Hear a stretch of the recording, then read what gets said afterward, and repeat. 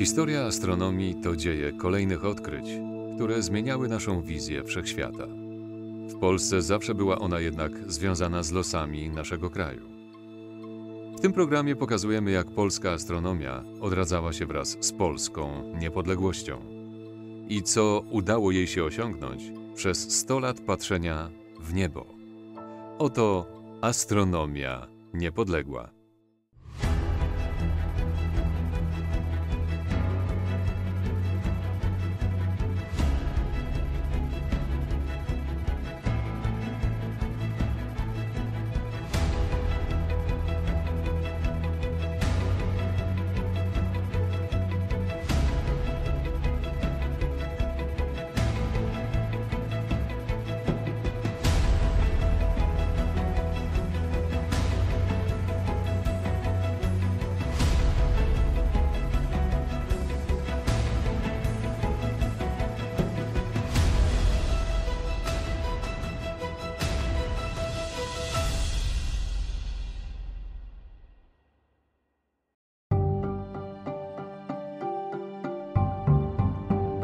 W samym sercu Warszawy znajdziemy budynek zwieńczony 2 kopułami. Gmach położony w Alejach Ujazdowskich to siedziba jednego z najstarszych obserwatoriów astronomicznych w Polsce. Jego historia dotkliwie splata się z losami Warszawy i całej niepodległej Rzeczpospolitej. Zaczyna się jednak znacznie wcześniej, w czasie, kiedy wolnej Polski w ogóle nie było na mapach, a pod rosyjskim zaborem powstawał Królewski Uniwersytet Warszawski. Początki obserwatorium są związane z działalnością Franciszka Armińskiego, który był astronomem, bardzo zdolnym matematykiem i on tutaj w Polsce zabiegał bardzo mocno o budowę obserwatorium astronomicznego.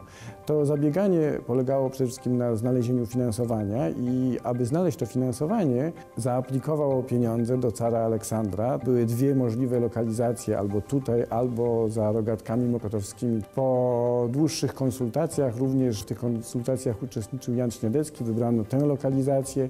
Obserwatorium zostało ukończone w 1825 roku. W tym czasie obserwatorium było wyposażone w koło południkowe, refraktor. Zajmowało się przede wszystkim obserwacjami planet, przejść planet, obserwacjami meteorologicznymi, ale także bardzo dużą rolę odgrywało w znajdowaniu czasu, a także w triangulacji części Imperium Rosyjskiego. W roku 1848 nowym dyrektorem obserwatorium został Jan Baranowski. Po nim władzę w placówce sprawowali już tylko astronomowie z carskiej Rosji. Nadal pracowali tu jednak także Polacy. Budynek obserwatorium był w międzyczasie dwukrotnie przebudowywany. Na początku XX wieku warszawscy astronomowie borykali się jednak z ubogą i coraz bardziej przestarzałą aparaturą. Drugą młodość obserwatorium zyskało dopiero w wolnej Polsce.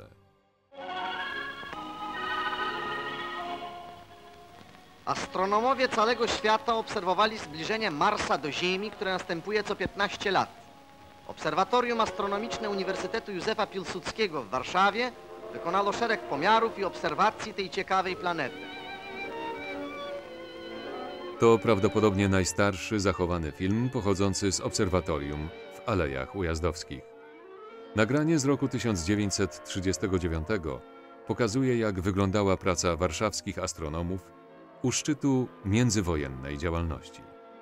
Jedną z osób uwiecznionych na tych historycznych zdjęciach jest profesor Michał Kamieński.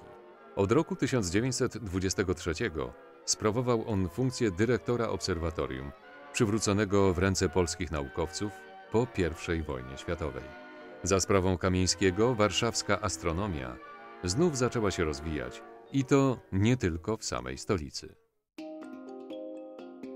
On był dyrektorem aż do początku II wojny światowej i w tym czasie obserwatorium przechodziło szereg prac. Przede wszystkim były to prace porządkowe związane ze stworzeniem nowego porządku biblioteki, zebraniem wszystkich papierów, które tutaj były związane z historycznymi badaniami. W tym czasie została również w latach 20. zakupiona część aparatury, takich jak nowy refraktor, poszukiwacz komet, i było prowadzone szereg obserwacji z tego budynku. Oczywiście astronomowie już wtedy zdawali sobie sprawę, że ten budynek i ta lokalizacja nie jest najlepsza dla rozwoju polskiej astronomii i dla rozwoju astronomii warszawskiej, ponieważ tutaj to jest centrum miasta, dużo jest światła, tu jest ciężko obserwować. I stąd rozpoczęły się działania, myślenie o tym, żeby zbudować jakąś inną stację obserwacyjną. W 1935 roku pojawiła się inicjatywa budowy obserwatorium na dalekich Kresach Wschodnich, na górze Pop Iwan. Budowa obserwatorium rozpoczęła się w 1936 roku, zakończyła się w 1938 roku i to obserwatorium było częściowo obserwatorium, to była częściowo stacja meteorologiczna, częściowo stacja Wojsk Ochrony Pogranicza w takim bardzo strategicznym miejscu dla Polski. To był ten róg Polski pomiędzy Czechami, Rumunią i Związkiem Sowieckim. To obserwatorium było jednym z najwyżej położonych obserwatoriów w Europie w owym czasie. Było dość dobrze wyposażonym obserwatorium, natomiast nie miało czasu, aby rozpocząć prawdziwą astronomiczną działalność i wyniki działalności tego obserwatorium nie były tak naprawdę publikowane. Historia warszawskiego obserwatorium została brutalnie przerwana w sierpniu 1944 roku. Już drugiego dnia powstania warszawskiego budynek przy Alejach Ujazdowskich został ostrzelany przez niemieckie czołgi i obrzucony granatami. Obserwatorium doszczętnie spłonęło. Wydawało się, że to koniec ponad stuletniej tradycji warszawskiej astronomii. Tak się jednak nie stało, a odrodzone po wojnie obserwatorium zostało miejscem narodzin tzw. Warszawskiej Szkoły Astrofizycznej. Tuż po wojnie oczywiście nie było gdzie organizować pracy astronomicznej, w związku z tym zostało utworzone coś, co nazwano pracownią, takim zalążkiem obserwatorium astronomicznego w Krakowie. I ona tam istniała przez parę lat. Dopiero w roku 1948 zostało uruchomione obserwatorium w Warszawie po remoncie tego gmachu. I wtedy zapadła pierwsza kluczowa decyzja personalna, która skutkowała tą właśnie znaną w świecie astrofizyczną szkołą warszawską. Mianowicie dyrektorem obserwatorium został profesor, wtedy jeszcze nie profesor, Włodzimierz Zon, który był jednym z nielicznych wtedy polskich astrofizyków. Jesteśmy gośćmi wybitnego polskiego astronoma, profesora doktora Włodzimierza Zona, dyrektora Obserwatorium Astronomicznego Uniwersytetu Warszawskiego. Panie profesorze, jakie najważniejsze sprawy ma do rozwiązania astronomia w najbliższym okresie? No więc jedną, która była, jest i będzie najważniejszą, to jest poznanie świata, czy wszechświata jako pewnej całości. To, czym się zajmuje kosmologia.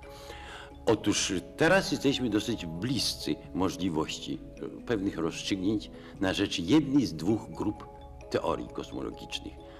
Można by dosyć prosto je scharakteryzować. Jedna grupa twierdzi, że wszechświat ewoluuje jednokierunkowo, mówiąc po prostu starzeje się. Inna grupa teorii twierdzi, że wszechświat jest czymś bardziej podobnym do ustabilizowanego miasta. Że owszem, pojedyncze twory ewoluują, jak ludzie rodzą się, umierają, rodzą się inni ludzie, ale powiedzmy sobie średnie statystyczne parametry określające stan wszechświata w tej chwili i dawniej i w przyszłości będzie ten sam. Krótko mówiąc, jest teoria wszechświata stacjonarnego, która zakłada dla utrzymania stacjonarności kreację materii z niczego. Punkt, który jest najbardziej kontrowersyjny i tylko chyba obserwacje właśnie dalekich obiektów, a dzisiaj jesteśmy w stanie, może odpowiedzieć w dosyć prosty sposób, która z tych grup teorii istotnie zgadza się z obserwacją, a zatem jest prawdą. Profesor Zon, no właśnie będąc astrofizykiem, też uczył astrofizyki swoich studentów. Po drugie, rozglądał się za jakimś współpracownikiem, który by kontynuował właśnie prace astrofizyczne. I w roku 1953 zaproponował przeniesienie się z Krakowa do Warszawy Stefanowi Piotrowskiemu. No i ci dwaj panowie właśnie stali się twórcami astrofizycznej szkoły warszawskiej. Te dwa charaktery, te dwie uzupełniające się osobowości spowodowały, że została wykształcona grupa młodych astronomów, którzy rozumieli, że trzeba być bardzo solidnym astronomem, a z drugiej strony byli autentycznymi miłośnikami. Uprawianie astronomii było dla nas pasją. Jeśli chodzi o samą tematykę, wspomniałem, że to była oczywiście astrofizyka, przy czym profesor Zohn bardziej interesował się astronomią gwiazdową i pozagalaktyczną. Natomiast profesor Piotrowski z jednej strony kontynuował to, w czym był świetnym specjalistą i w czym się specjalizował już od lat, mianowicie badania gwiazd podwójnych, układów podwójnych dwóch gwiazd, które krążą wokół siebie, wokół wspólnego środka masy. To się okazało być niesłychaną kopalnią bardzo ważnych wyników naukowych. Od początku, czy też od połowy lat 60. zaczęło się już mówić o grupie młodych polskich astronomów, którzy mieli osiągnięcia światowe w astrofizyce, w szczególności rzeczywiście największe z nich były w dziedzinie gwiazd podwójnych. Warszawska Szkoła Astrofizyczna rozwijała się już w odbudowanej siedzibie obserwatorium w Alejach Ujazdowskich.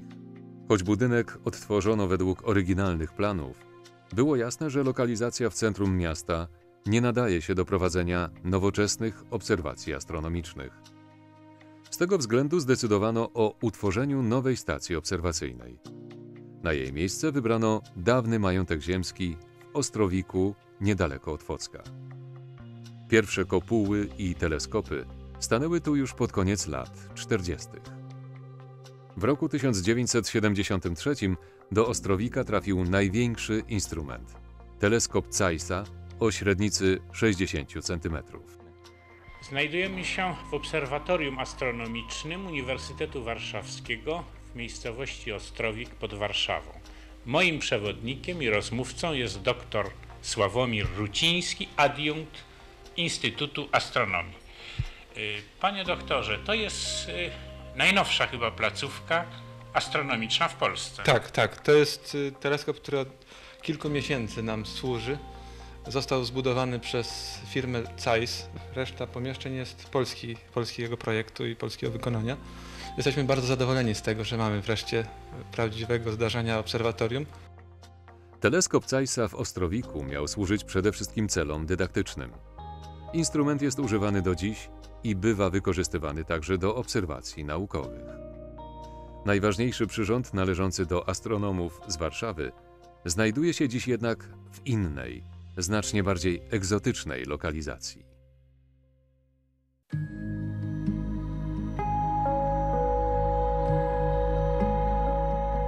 Pustynia Atakama to miejsce, które bywa określane rajem dla astronomów.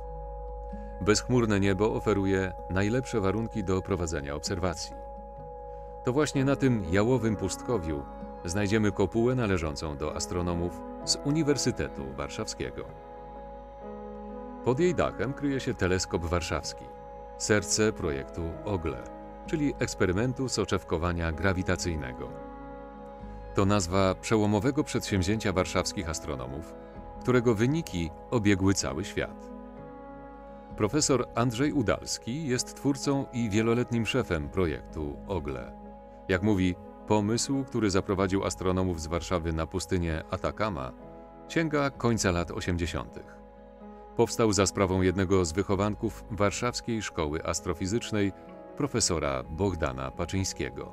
Soczewka grawitacyjna, z grubsza rzecz biorąc, polega na tym, że wszystkie masywne obiekty zakrzywiają przestrzeń wokół siebie i w związku z tym promienie światła, przechodząc w pobliżu tych masywnych obiektów, na przykład w pobliżu Słońca, zmieniają swój kierunek nieco.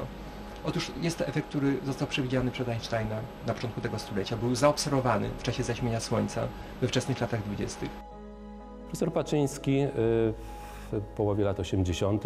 odkurzył tę myśl i wprowadził w ramy współczesnej astrofizyki i zaproponował właśnie, żeby badając liczbę zjawisk mikrosoczewkowania można było określić, ile ciemnej, nieświecącej materii jest w naszej galaktyce. W momencie, gdy praca się ukazała, to był rok 1986, z punktu technologicznego praktycznie wydawało się, że to jest science fiction, ale dość szybko okazało się, że w zasadzie można spróbować.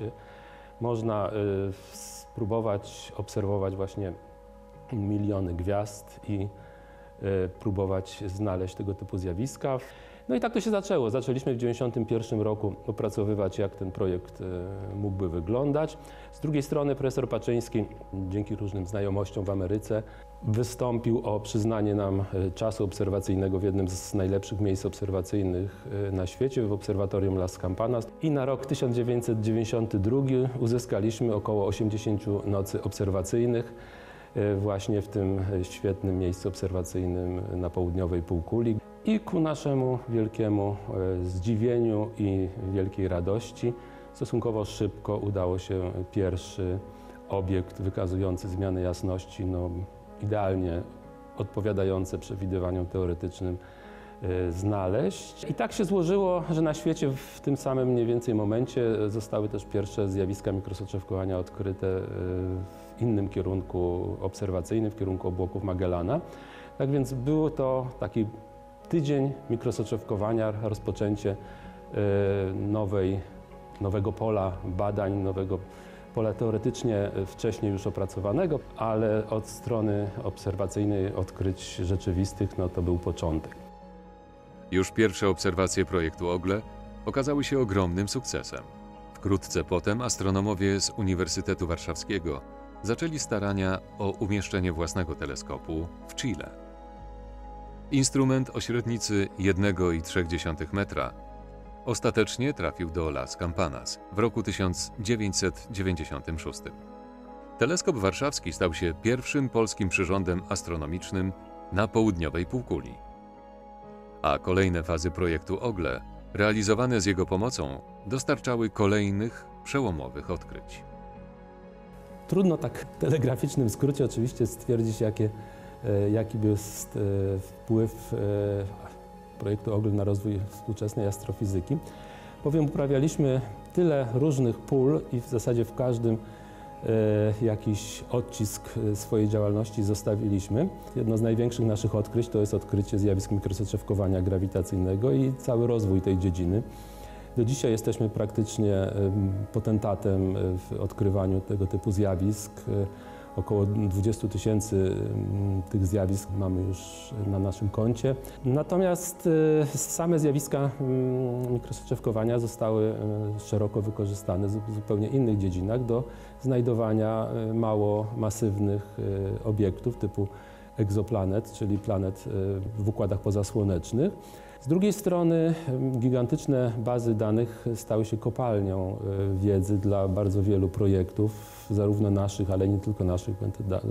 Te bazy danych są w dużej części upubliczniane i każdy astronom może sobie grzebać w naszych danych. Sukces projektu OGLE otworzył drzwi do realizacji kolejnego pomysłu. Tuż obok kopuły teleskopu warszawskiego stanęły kamery projektu ASAS, automatycznego przeglądu całego nieba. Była to nowatorska aparatura, której powstanie wiązało się z kolejnym pomysłem profesora Paczyńskiego – poszukiwaniem źródła tajemniczych błysków gamma.